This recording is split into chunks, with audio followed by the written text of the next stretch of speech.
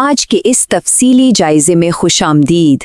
آج ہم مل کر ایک ایسے انتہائی جذباتی اور روحانی سفر پر بات کرنے والے ہیں جو ایک معصوم سے بچے کے دل کو قرآن کا ہمیشہ کے لیے مسکن بنا دیتا ہے۔ ذرا سوچئے، یہ صرف کچھ الفاظ کو یاد کرنے کا نام نہیں ہے، بلکہ یہ ایک مکمل روحانی اور اخلاقی تبدیلی ہے۔ ایک ایسا سفر جس کی پوری عمارت محبت، بے پناہ محنت اور یقین مانیے بہت ساری برکتوں پر کھڑی ہوتی ہے۔ تو چلیے اس میں تھوڑا گہرائی سے دیکھتے ہیں اور سیدھا اس منظر میں چلتے ہیں جب صبح صادق سے پہلے کا وقت ہوتا ہے۔ آپ خود محسوس کر سکتے ہیں کہ فضا میں کتنا گہرا سکون اور ایک میٹھی سی خاموشی طاری ہوتی ہے۔ بالکل اسی خاموشی میں اساتذہ انتہائی ہلکی آواز اور بے پناہ شفقت سے ننھے بچوں کو جگاتے ہیں۔ نیند سے بھری ان چھوٹی چھوٹی آنکھوں کے ساتھ اٹھنا اور پھر کڑاکے کی سردی میں ٹھنڈے پانی سے وضو کرنا، سچ میں یہ اس دن کی پہلی اور سب سے خوبصورت قربانی ہوتی ہے جہاں سے اس عظیم روحانی سفر کا اصل آغاز ہوتا ہے۔ اب یہ صبح صادق کا جو تصور ہے نا، یہ بہت ہی کمال کی چیز ہے۔ یہ سورج طلوع ہونے سے عین پہلے کا وہ خاص پہر ہے جب آسمان کا رنگ بدلنے لگتا ہے اور فضا میں ایک بہت واضح اور تازہ تبدیلی محسوس ہوتی ہے۔ بس سمجھ لیجئے کہ مدرسے کا جو روحانی دن ہے وہ اسی وقت شروع ہو جاتا ہے۔ سب بچے ایک ساتھ مل کر صفیں باندھتے ہیں اور فجر کی نماز ادا کرتے ہیں۔ اور جانتے ہیں، یہ سب بندی صرف نماز کے لیے نہیں ہوتی، یہ دراصل ان کے دلوں کو یکسو کرنے اور دن بھر کی اس منظم اور پاکیزہ محنت کا پہلا قدم ہوتی ہے۔ سیکشن 1، صبح کی روشنی، جہاں سے اصل محنت کا باقاعدہ آغاز ہوتا ہے۔ اب یہاں جو سب سے دلچسپ بات ہے وہ یہ ہے کہ فجر کے فوراً بعد کا وقت حفظ کے عمل میں کتنا اہم ہوتا ہے، کیونکہ اس وقت ذہن بالکل تر و تازہ ہوتا ہے نا؟ اس پرسکون ماحول میں ہر طالب علم اپنے قرآن کے ساتھ ایک خاص انداز میں جڑ جاتا ہے۔ کوئی بچہ دھیمی آواز میں اپنا پچھلا سبق دہرا رہا ہے تو کوئی پوری توانائی اور جوش کے ساتھ نیا سبق یاد کرنے میں مگن ہے، اور پھر کوئی پورے اعتماد سے اپنے استاد کے سامنے بیٹھ کر سبق سنا رہا ہے۔ یہ ایک بہت ہی مصروف سا وقت ہوتا ہے، لیکن اس میں کمال کا روحانی ارتکاز ہوتا ہے۔ سیکشن 2، رہنمائی کا راستہ جو محنت اور شفقت سے بھرا ہوا ہے۔ اس سارے سفر میں نا استاد کا کردار محض ایک پڑھانے والے کا نہیں ہوتا۔ ذرا تصور کریں، جب کوئی بچہ غلطی کرتا ہے تو اسے سختی سے ڈانٹنے کے بجائے نہایت پیار اور شفقت سے سمجھایا جاتا ہے کہ بیٹا، آواز کو کہاں کھینچنا ہے اور کہاں رکنا ہے۔ یہ جو مسلسل اور نرم رہنمائی ہے، یہی وہ چیز ہے جو بچے کے دل میں قرآن کی سچی محبت پیدا کرتی ہے۔ اسی لیے تو ہم کہتے ہیں کہ ایک حافظ صرف آیتیں یاد نہیں کرتا، بلکہ وہ تو اپنے پورے کردار کو قرآن کے سانچے میں ڈھال رہا ہوتا ہے۔ تو یہاں سب سے اہم نقطہ یہ ہے کہ استاد کا کام صرف پڑھنا یا رٹنا سکھانا بالکل نہیں ہے۔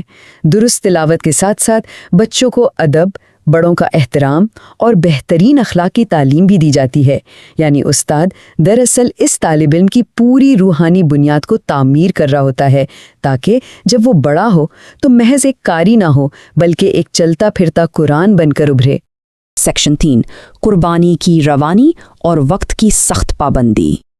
آئیے آگے بڑھتے ہیں اور دیکھتے ہیں کہ یہ سب کیسے ترتیب پاتا ہے۔ یہ محنت ان بچوں کو عام اور آرام طلب بچوں سے بالکل مختلف کر دیتی ہے۔ یہ دیکھیے، یہ محض کوئی عام سا شیڈیول نہیں ہے، بلکہ قربانی کی ایک مسلسل روانی ہے۔ فجر سے نیا سبق شروع ہوتا ہے، پھر دوپہر میں پچھلے اسباق کی دہرائی، عصر میں اگلے دن کی تیاری، اور پھر عشاء کے فوراً بعد سونا تاکہ صبح جلدی اٹھ سکیں۔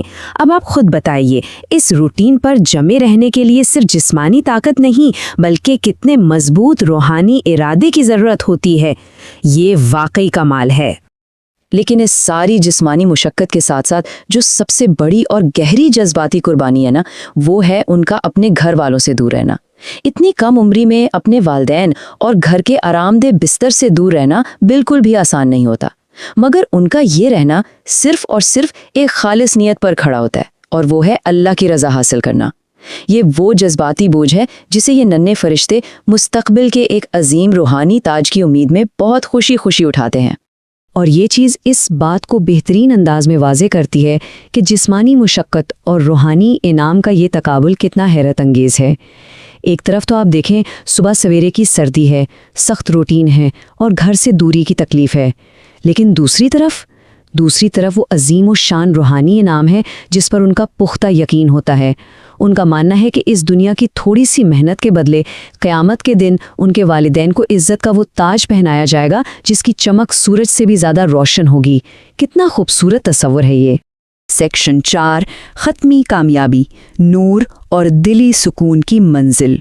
باہر سے دیکھنے میں مدرسے کی زندگی شاید بہت سادہ اور تھوڑی کٹھن معلوم ہوتی ہو، لیکن یقین جانیے اندر سے یہ نور اور دلی سکون سے چھلک رہی ہوتی ہے۔ جب ایک طالب علم بالآخر پوری محنت کے بعد قرآن کو اپنے سینے میں محفوظ کر لیتا ہے نا، تو وہ صرف اپنا ایک انفرادی سفر مکمل نہیں کر رہا ہوتا، در حقیقت وہ پوری امت کے لیے رحمت کا ایک بہت بڑا باعث بن جاتا ہے۔ یہ نوجوان ہمارے معاشرے میں روحانیت کی روشنی پھیلاتے ہیں اور پوری کمیونٹی کے لیے ایک زندہ اور دھڑکتا ہوا روحانی ستون بن جاتے ہیں۔ تو اس پورے سفر کو قریب سے دیکھنے کے بعد ہمارے ذہنوں میں ایک گہرا سوال ضرور ابھرتا ہے کہ ایک اکیلے بچے کی یہ خاموش اور روزمرہ کی سادہ سی قربانیاں کس طرح ہماری پوری کمیونٹی کے لیے ایک اتنا عظیم روحانی راستہ روشن کر سکتی ہیں۔ یہ دراصل اس انفرادی روحانی نشوونما کے وہ بڑے اور اجتماعی اثرات ہیں جو نسلوں تک باقی رہتے ہیں۔ ذرا سوچئے گا اس پر، کیونکہ یہ یقیناً ایک ایسا پہلو ہے جو ہماری روزمرہ کی دنیاوی کامیابیوں سے کہیں زیادہ بلند ہے۔